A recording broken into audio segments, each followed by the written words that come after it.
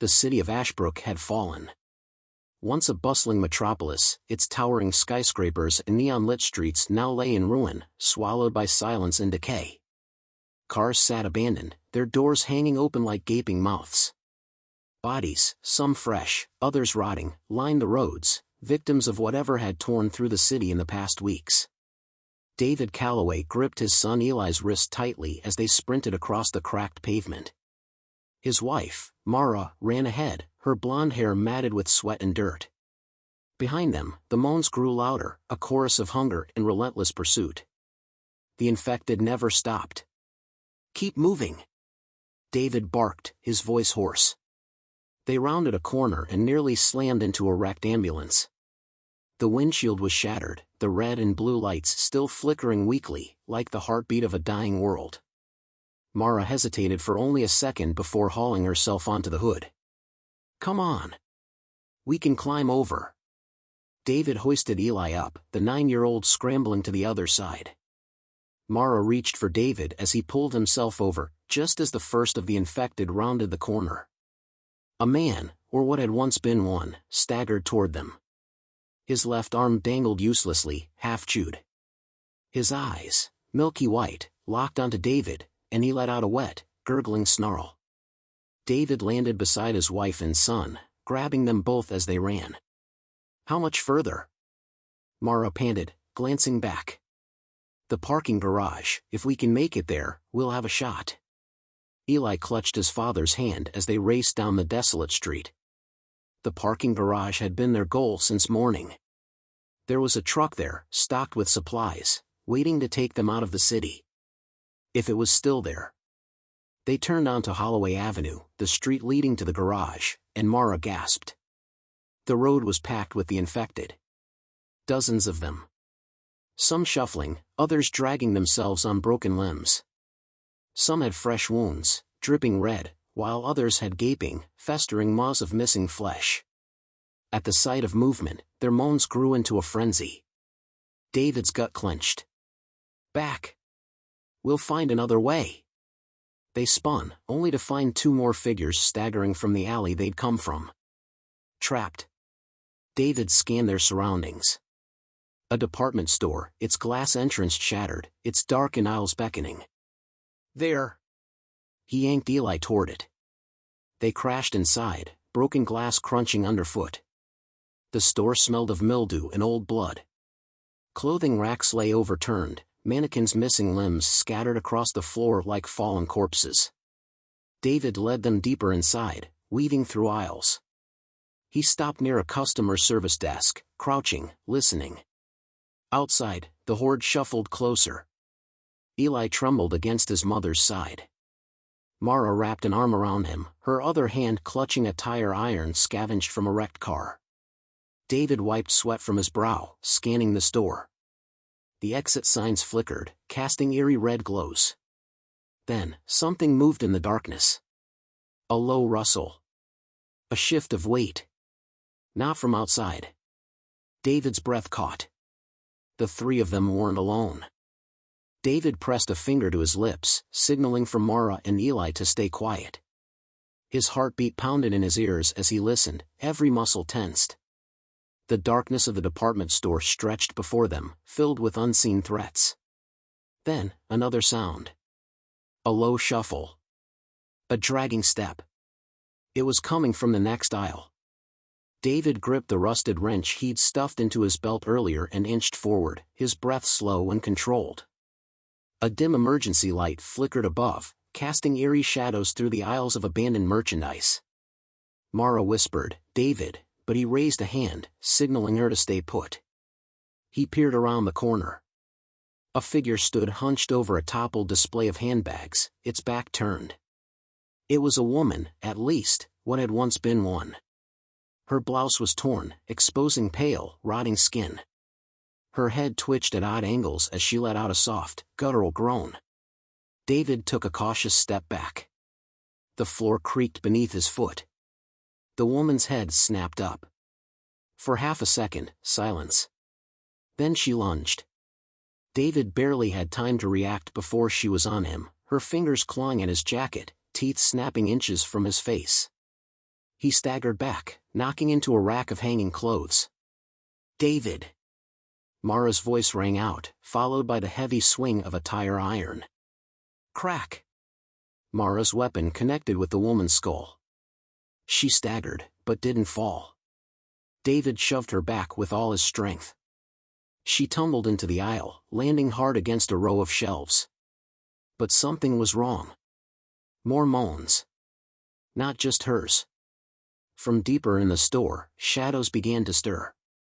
The darkness moved. And then, figures emerged. 1, 2, 5. More. David's stomach turned to ice. "Run," he barked. Mara grabbed Eli, and they sprinted toward the store's back exit. The infected followed, their snarls filling the space, knocking over displays in their mindless pursuit. David leaped over a fallen mannequin, knocking over a shelf to slow them down. Mara yanked open a metal door labeled Staff Exit, shoving Eli through first. David stole one last glance back. The infected were surging forward. No time. He slipped through the door just as the first one reached it, slamming it shut behind him. Bam! Bam! The creatures pounded against the metal. Breathing hard, David turned. They were in a narrow alley, the walls lined with dumpsters and broken crates. The night air was thick with the scent of rot and smoke. "We can't stay here," Mara panted. David nodded. "The parking garage is 5 blocks away. If we keep moving." A gunshot rang out in the distance. They all froze. More gunfire followed, a rapid burst. Then, screams. Human screams. David and Mara locked eyes. They weren't the only survivors left in Ashbrook. And whoever was out there might be just as dangerous as the infected. To be continued. David crouched low, pressing his back against the damp brick wall of the alley. His breath came in sharp, controlled bursts. Mara clutched Eli close, her fingers trembling against his small shoulders. The boy's wide eyes darted toward his father, searching for reassurance. More gunfire rattled through the city, echoing off the ruined buildings. Someone was fighting. And losing. Then, a scream. A man's voice, desperate and raw. David swallowed hard. "We need to move. Now." Mara nodded, gripping Eli's hand. They crept toward the alley's exit, stepping over a toppled garbage bin. The street beyond was a war zone, wrecked cars, shattered glass, and bodies strewn across the pavement. Some of them unmoving. Others twitching. A single figure ran toward them from the intersection. A man, mid-30s, dressed in torn jeans and a blood-stained hoodie. He clutched a pistol in one hand, his face twisted in terror. Behind him, the horde followed. At least 20 infected, some missing limbs, some sprinting on twisted ankles, others dragging themselves forward with raw determination.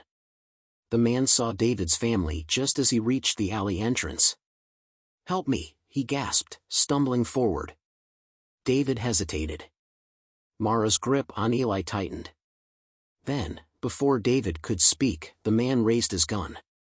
Not at the infected. At them. "Give me your weapons," he wheezed. "Now." David's pulse spiked. "Are you insane? You'll get us all killed." The man's grip on the gun wavered. "Please. I just..." A blur of motion. A snarling woman, half her face missing, lunged from behind him. She clamped her rotten teeth into his shoulder. The man screamed as blood sprayed across the pavement. He fired wildly, the gunshot cracking through the night. David yanked Mara and Eli back as the dying man collapsed, the infected swarming over him. "We run!" David roared. They bolted, cutting across the street toward a gas station. The glass doors had been shattered, but the inside looked empty, for now. David leaped over a toppled newspaper stand, ushering Mara and Eli inside. The infected feasted behind them, too distracted by their fresh kill to notice. David shoved a shelf in front of the entrance, barricading it as best he could. For a moment, silence. Then, Eli whimpered. David turned. Mara was pale, staring at something on the floor. David followed her gaze, and felt his stomach drop. A trail of blood led behind the counter. Someone was already inside. And they weren't alone. David tightened his grip on the wrench in his hand, his knuckles white. Mara held Eli close, her eyes locked on the blood trail behind the counter. The gas station was eerily silent, save for the faint crackling of a broken ceiling light and the distant groans of the infected outside. David raised a finger to his lips, signaling for them to stay quiet. He took a cautious step forward, his boots barely making a sound against the tiled floor. The air smelled of gasoline, dust, and something metallic, blood. He moved toward the counter, peering over the edge. A man was slumped against the shelves behind it, his back pressed to a stack of cigarette cartons. His chest rose and fell rapidly. Blood seeped from a deep gash in his side, soaking his torn flannel shirt. His eyes, sunken with exhaustion, darted to David. "Don't," the man rasped. His voice was weak. "Don't shout. They'll hear." David crouched, his heart hammering. "Who are you?" The man groaned, shifting slightly. "Name's Carter." He winced, gripping his side. "Didn't think I'd make it this far." David glanced at Mara. She looked uncertain, but her gaze softened slightly. They had seen enough death to know Carter wouldn't last long without help. "How bad is it?" David asked, keeping his voice low.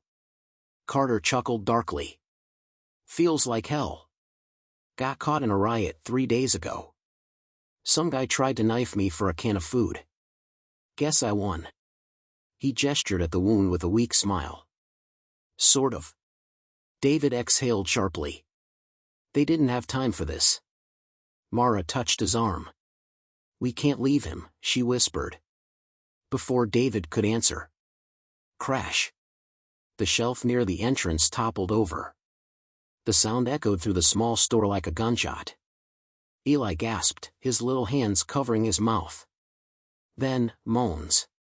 A dozen, maybe more. The infected outside had heard. Shadows passed in front of the shattered doors. Their snarls grew louder, more frenzied. David grabbed Eli, pulling him close. Mara reached for her tire iron. Carter let out a grim laugh. "Well, guess that's my cue." He winced, his face twisted in pain. "There's a storage room. Back of the store. Might be a way out." David didn't hesitate. He grabbed Carter's arm, helping him up. The injured man gritted his teeth as David slung one of Carter's arms over his shoulder. The first infected reached the broken entrance, shoving through the debris. A woman with half her face missing, her jaw unhinged, let out a shriek. More followed. David, Mara, and Eli ran. The storage room door was rusted, the handle smeared with old blood. David kicked it open. Darkness. Empty shelves. The faint scent of rotting food. And, at the far end, a metal service door. Their way out. David turned to slam the door shut behind them. A hand burst through the gap, clawing wildly. The infected had reached them. David gritted his teeth as rotting fingers clawed through the storage room door. The infected snarled, their growls hungry and desperate. The wooden frame splintered under their weight, there were too many. "Help me!" David barked, shoving against the door with his shoulder. Mara jumped in, slamming her full weight against it. The impact forced a sickly, decayed hand back through the gap, but more were coming. Carter, pale from blood loss, panted beside them, his grip weak around a crowbar he had pulled from a shelf. Eli clutched his mother's arm, his breath shaky. David's eyes darted toward their only hope, the rusted metal service door at the far end of the room. "Eli, go!" David ordered.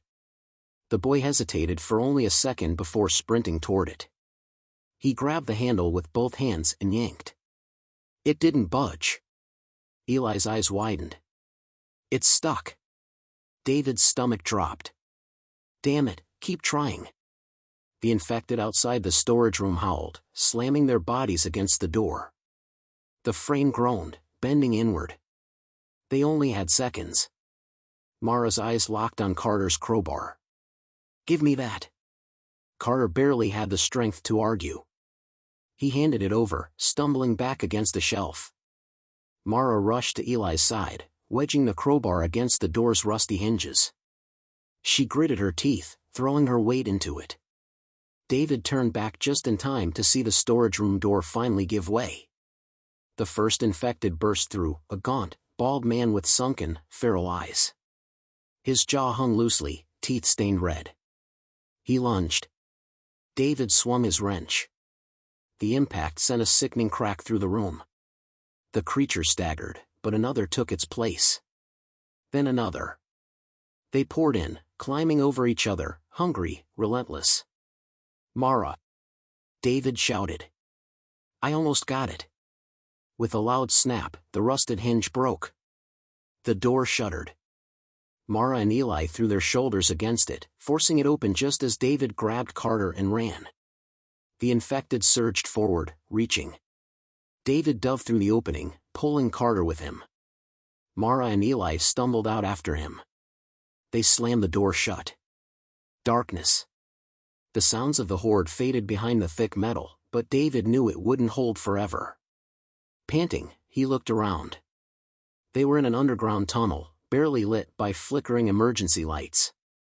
The air was stale, thick with dust. Carter groaned, collapsing against the wall. His breathing was ragged. Mara wiped sweat from her brow. "What now?"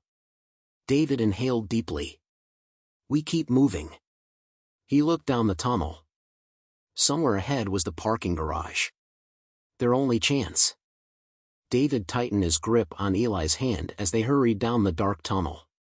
The emergency lights flickered, barely illuminating the damp concrete walls. Every breath felt heavier, every step more uncertain. Behind them, distant thuds echoed. The infected hadn't given up. They were still coming. Carter stumbled, groaning. His flannel was soaked with blood, his breath shallow. Mara looped an arm around his waist, struggling to keep him upright. "We're close," David assured them, though he wasn't sure if it was true. He could only hope. The tunnel curved, revealing a rusted maintenance door at the far end. Beyond it, dim light seeped through the cracks. "The garage," Mara breathed. David rushed ahead, gripping the handle. It barely budged. "Not again," he muttered, forcing all his strength into it. With a screech, the door gave way, swinging open to reveal the lower level of the parking garage. Rows of abandoned cars stretched into the distance, coated in dust and grime. The air was thick with the stench of oil and decay. David's heart pounded. The truck. It had to still be here. They stepped inside, but Carter suddenly gasped. "Wait." David turned just in time to hear it, low, guttural growls from the shadows. The infected were already here. Figures emerged from between the cars. Some crawled, others limped forward, their eyes glassy and empty. David's stomach clenched. No time to think. Only to run. "There." Mara pointed. At the far end of the garage, partially hidden behind a collapsed security booth, sat their salvation, a dusty blue pickup truck. David grabbed Eli and ran, Mara dragging Carter behind. The infected closed in from both sides. David reached the truck first, yanking the door open. "The keys, please, let the keys be here." His hand shot to the ignition. They were there. "Get in," he yelled. Mara shoved Eli into the back seat, then helped Carter inside as fast as she could. David turned the key. The truck coughed. The infected were feet away. David slammed his fist against the dashboard. "Come on, come on." The engine roared to life. Tires screeched against the pavement as David floored the gas. The truck shot forward, slamming into a group of infected. Bodies tumbled over the hood, rolling beneath the tires with sickening thuds. The ramp. That was their way out. David swerved, dodging wrecked cars as they sped toward the exit. The horde chased, sprinting in a frenzied pack. The ramp loomed ahead, leading to the city streets. David gripped the wheel as the truck rocketed upward. Then, a barricade. A collapsed bus blocked the exit, its metal frame twisted, its windows shattered. David's mind raced. No time to stop. "Hold on," he shouted. He pressed down on the gas. The truck slammed into the side of the bus, the impact jolting them all forward. Metal screeched. Glass shattered. Then, daylight. They burst onto the street, the truck bouncing against the pavement. Behind them, the infected poured from the garage, spilling onto the road. David didn't slow down. Block after block blurred past. The city of Ashbrook faded behind them. They were free. Mara turned, her chest rising and falling rapidly. "We made it," she whispered. David glanced at Eli in the rearview mirror. The boy clutched his mother's arm, silent, exhausted. Carter groaned beside him, his face pale. He wouldn't last long without help. David focused on the road ahead. The city might be behind them, but survival wasn't over. Not yet. But for now, they had a chance. And that was enough. The end.